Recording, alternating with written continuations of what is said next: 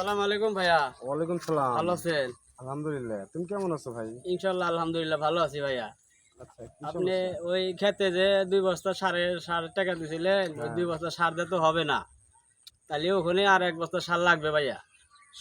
শোনো, যে জমিটা হ্যাঁ। সেখানে ২ বস্তা সার দিয়ে হওয়ার কথা। যেহেতু শর্ট পড়ছে, দেওয়া তো লাগবেই। ফসল তো আর নষ্ট করা যাবে না। না, ঠিক আছে? ঠিক আছে। তুমি কবে সার কিনতে যাবে? আমার কাছ থেকে টাকা নিয়ে সার কিনে নিয়ে এসো। কেমন? ভাইয়া তাহলে সার বেশি লাগলে কি হবে? সার খেতে বেশি দিলে ফসল ভালো হবে। ভালো হওয়ার পরে ওই ফসল মনে করেন যে আপনি সারের টাকা ফসলের ভিতরে উঠে আসবো। তাই বলে তো ফসল নষ্ট করা যাবে না না, ভাইয়া। তা তো অবশ্যই নষ্ট করা যাবে না। তাহলে কবে দিবেন ভাইয়া সেদিন? আচ্ছা, ঘটনা হয়েছে আমি এক জায়গায় বাড়ানোর জন্য বের হয়েছি। ঠিক আছে? হ্যাঁ। তুমি সময় করে কালকে সকাল 10টায় করে সময় আইসো। আমি টাকা দিয়ে দেবো নি। সার নিয়ে খেতে আচ্ছা দিয়ে ভাই, দিবো, তাহলে হ্যাঁ? আমি সকাল ১০টায় আসবনি, আপনি সার দিন, আমি নিয়ে খেতে দিয়ে আচ্ছা দেবো। আচ্ছা, আসি তাহলে, হ্যাঁ? হ্যাঁ, ঠিক আছে।